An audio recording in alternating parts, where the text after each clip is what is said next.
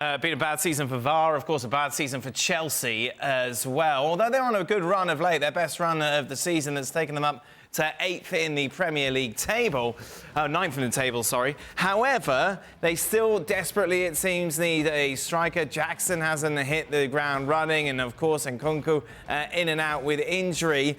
So inevitably, Gab, the January transfer window will see Chelsea linked to strikers. The first of which is Gorkaresh from Sporting Lisbon. Is there any chance? Well, we've heard Pochettino say we're not going to bring in a striker. So these rumours are to the contrary to that statement. The figures quoted in the Portuguese press were 80 million euros, round about 75 million pounds.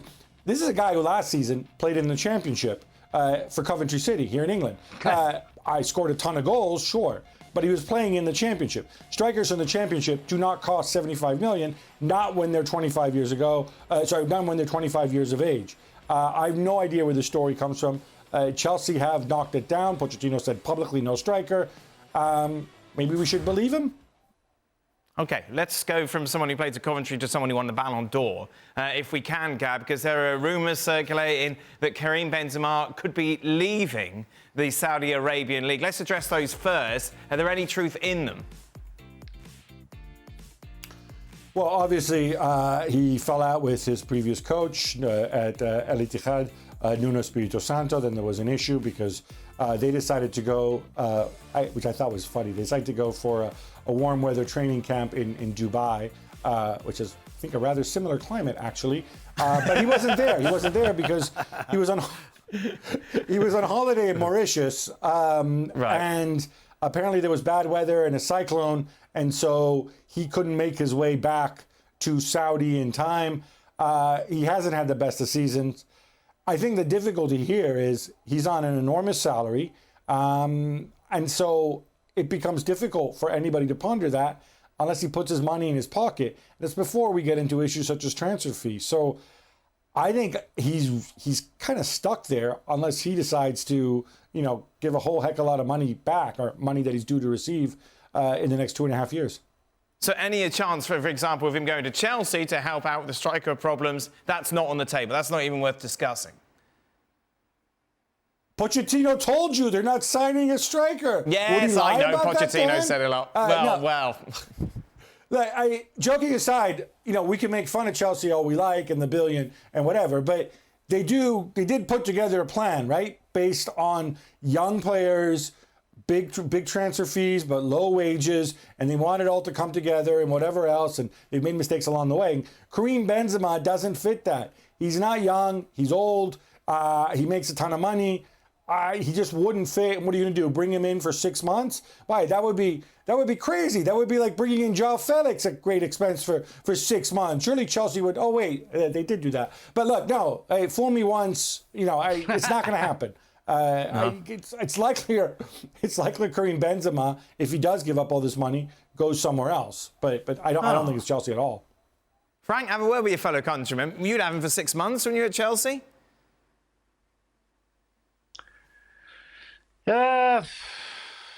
If I would, or if I would be happy to see Benzema coming for 6 months.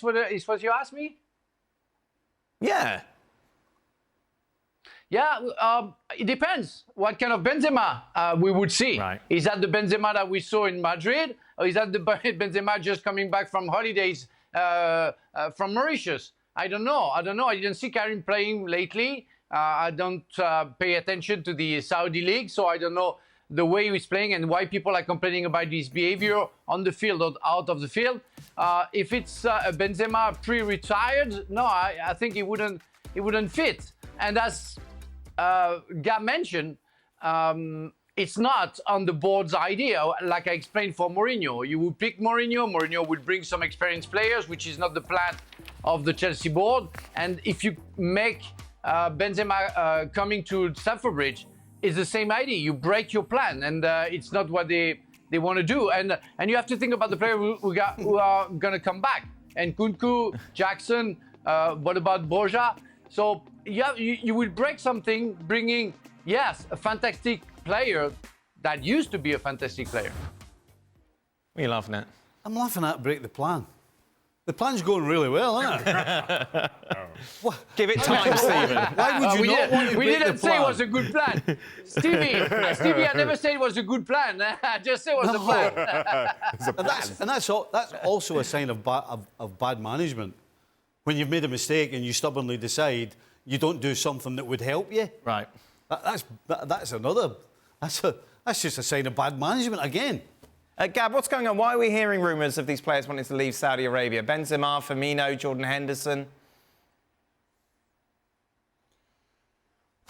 I mean, I think there's different reasons. We've heard stories of them not settling. I mean, I think Al-Ittihad, where Jordan Henderson is, they're doing poorly. Benzema's had a rough time.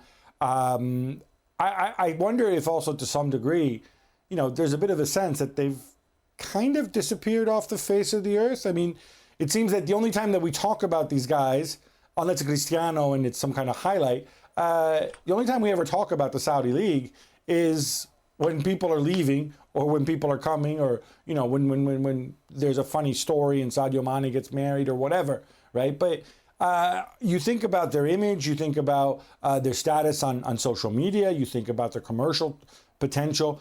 These are stars. And if nobody's talking about them, I mean, certainly not in Western media, but I suspect probably not much in South America either, or possibly, not much in Africa either, except for Mane, obviously.